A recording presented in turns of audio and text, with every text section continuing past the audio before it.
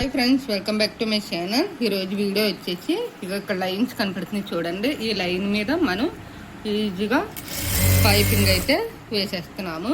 ఇక్కడ ఈ క్లాత్ వచ్చేసి మనం 1.5 తీసుకోవాలండి. 1.5 ఇంచ్ వెడల్పు తీసుకోవాలి. తీసుకున్న తర్వాత దీన్ని మనం చకానికి మడత పెట్టుకోవాలి.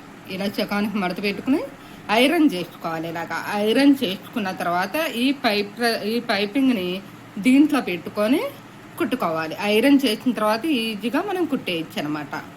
ఓకే, ఇలా పెట్టుకుని ఇలా ఒక లైన్ కుట్టేసుకుని ఉంచుకోవాలి. అలా కుట్టేసుకుని ఉంచుకుంటే మొత్తం చీర అంత కావాలో అంతా కుట్టేసుకుని ఉంచుకున్న తర్వాత ఇలా తయారవుతుంది అనమాట. మనకి ఇలా తయారైన దాన్ని మనం ఏం చేయాలంటే, ఇది ఒక హాఫ్ ఉంది కదా, ఈ హాఫ్ని యాడ్ చేసుకోవాలి. ఇలాగా చూడండి. ఇలా కుట్టిన తర్వాత మనకు ఒక హాఫ్ చీర ఉంటుంది, హాఫ్ ఈ క్లాత్ ఉంటుంది అనమాట. దీన్ని మళ్ళీ మనం ఏం చేయాలంటే, మళ్ళీ ఒక హాఫ్ అంటే మనం ఇక్కడ కుట్టాను చూడండి, ఈ కుట్టిన దాని మీదకి క్లాత్ పెట్టేయాలి. ఇంతవరకు పెట్టేసిన తర్వాత ఆ తర్వాత మనం ఇంకొక కుట్టేయాలి.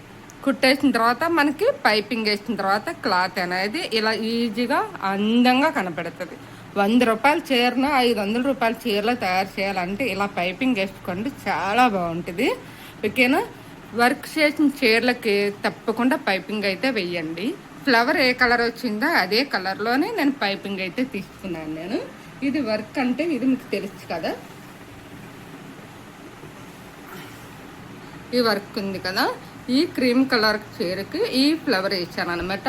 ఈ ఫ్లవర్ కలరే నేను పైపింగ్ అయితే తీసుకున్నాను. నేను పైపింగ్ వేయటం వలన మనకి చీర చూడండి ఎంత అందంగా కనపడుతుందో. ఒక రౌండ్ అయింది, ఇలా ఒక రౌండ్ అయింది. ఇంకొక రౌండ్ వేసిన తర్వాత చాలా బాగుంటుంది.